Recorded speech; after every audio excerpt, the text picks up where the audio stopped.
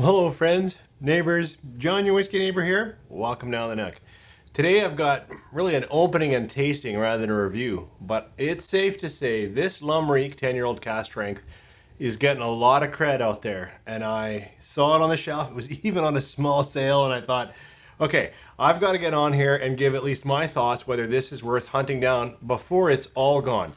So when we come back, I don't know why I opened it just now. I will share my thoughts on McNair's Reek, release from Billy Walker, from Glenallachie, and some other liquid. So if you've got, I would say, a peated malt that also has been finished or somehow touched some sherry, we'll be in business. So Reek 10-year-old cask strength when we come back.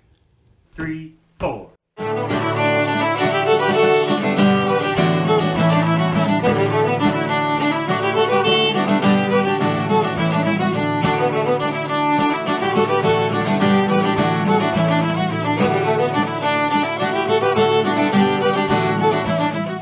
Thanks for staying with me. I obviously am looking forward to trying this. That even in the quick intro, I opened it up. But this is literally a bottle pop for me.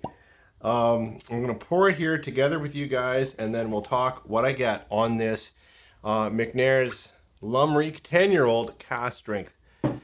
As I said in the opener, this bottle has a fair amount of buzz going on it, and I hope it's because the quality of the liquid we're going to discover together. But I would also suggest, this is got Billy Walker's signature all over it. And right now, Billy Walker, Glenallachie are really releasing excellent liquid. As you can see here, this is a cask strength release, 55.4%. It is peated. My understanding is the distillate was sourced from Islay and Highlands. I don't know distilleries of those, but then blended with Glenallachie liquid and put into, for a marrying second maturation, either sherry cask, wine cask, or new oak. And I'm not sure portions, and I'm not sure length. Then somehow it's brought back together. This is batch 1 cask strength McNair's Reek. And I looked up Reek because I'm like, what is Reek? And I wish I could say the whole Gaelic, but I believe when someone says, in essence, long may your Reek, they're saying long may your chimney blow, or your chimney, your hearth, your home be well and welcoming, and obviously heating your home. So I think that's where Reek comes from, but not Gaelic nor Scottish. I'm sure there are many others that could give insight. But I do think it's kind of a good health wish.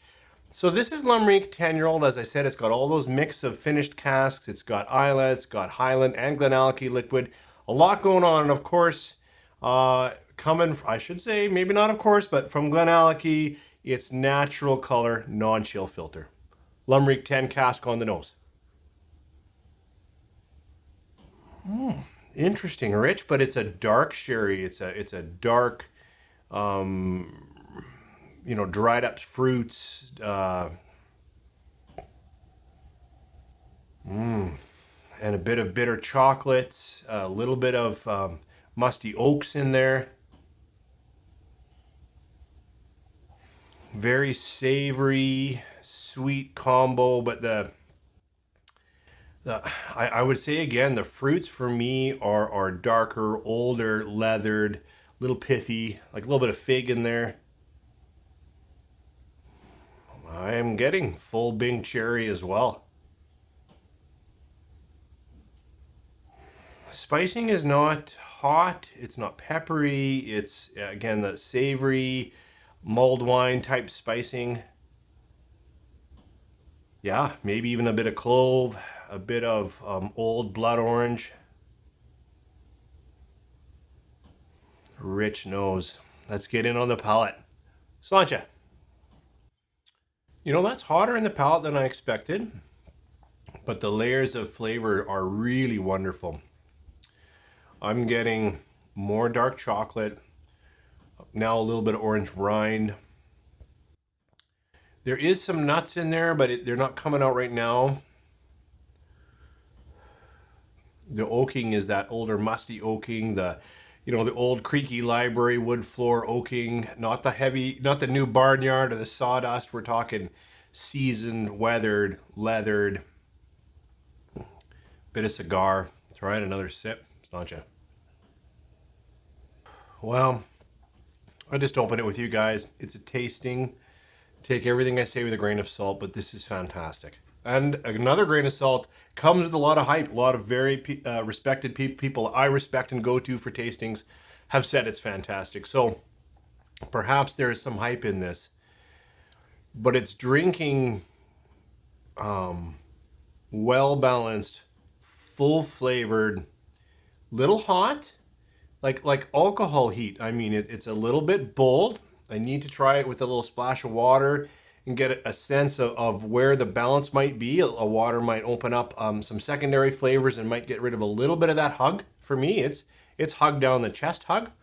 But, oh, and the peat there now, long finish. Because I was going to say, you know, it says right on it, peated, and I was expecting a little more peat in the conversation. Now in the long finish, I've got a little bit of brine, a little bit of driftwood, seawood, you know, that little bit of saltiness that's coming in from an earthy quality from the peat. It wasn't up front of the nose, but now it's coming along. And actually now with that long finish, I can get it in the nose.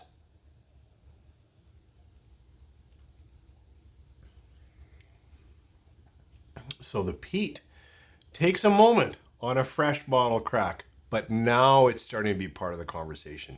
Very interesting and excellent. Well done that way. So it's not an over, you know, smoke and oil and creosote and that, but now it's in the conversation. And I'm curious as I come back to it, as I get to know the whiskey more, as I find some of that water expression, what's next? Because certainly just tasting, just pouring with you, it's delicious. And now the peat is starting to say hello. So peated sherried expressions are a favorite of mine right now. I, years ago, really tended toward that sweeter, fresh ex-bourbon peat.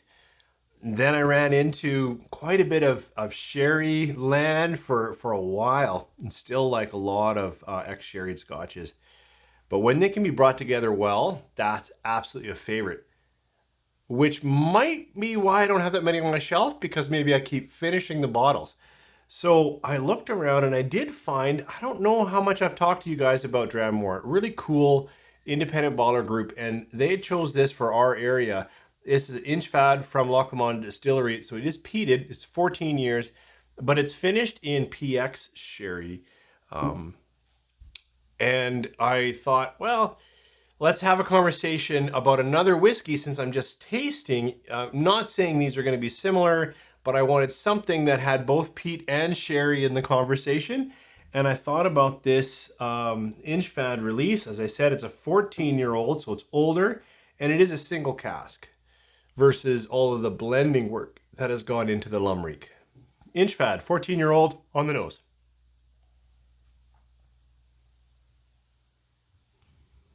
Very different. Higher sweetness, sweet maraschino cherry. This has settled into a nice smolder, but it's still actually fairly sweet on the nose coming back to it. It's still got some of those fruits. I think I was saying cherry, and I'm there.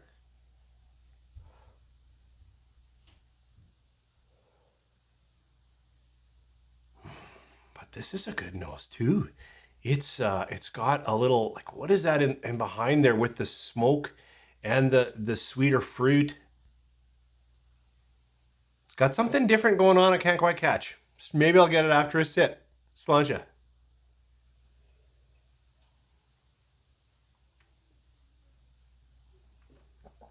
Even though this is, I should have said 57, 50, nope, sorry, 54.7. This is very similar. It's a little lighter and more sprightly on the palate. Definitely doesn't have the deep smolder, tobacco and whatnot going on here, but it's got a really neat, funky, this one's got a little more creosote, a little more, funny now I'm thinking chimney because of Reek, but it's got a little more chimney flavor going on. I think some people have said funk. I would agree. This is a unique expression, but it plays lighter across my tongue, a little more sprightly, a little more fresh fruits. You know, swishing around a little bit of water between the two probably doesn't do it justice in terms of actually clearing my palate. I should have had some oat cakes or something else, because in this sitting, a lot more peat, a lot more creosote with the sweetness, and the sweetness is definitely more confectionery sugar. I say like maraschino and cherry, but it's even like lighter fruits, a little bit of pineapple or something in there. Like it's got a little more light, lively expression, where this is more smolder and rich and thicker and mulled wine and dark orange and that kind of stuff going on. But it tasting far more peated, which is what I was getting at the end of the Lum Reek. And so it could be that my whole palate has kind of been peated. And so that's what I'm starting to pay attention to with the follow-up dram. This Dramore selection, this Inchfad, like it's a wild whiskey. And I actually really, really like this whiskey, which tells you in this sitting, because I'm drawn to this Lum Reek, how much this has potential. First tasting, I'll open it with you guys. Totally unfair to get any kind of rating, but especially because it's disappearing in my market. If you see this on the shelf and you like peat and sherry, I really feel you owe it to yourself to think about bringing this bottle home. I think this would be a Christmas favorite. Like if I was doing a video like recommended whiskeys for Christmas, this is already on it. Thanks for joining me here. Hope you guys are having just a great weekend leading up to Christmas, and that the next few weeks are fantastic. Take care.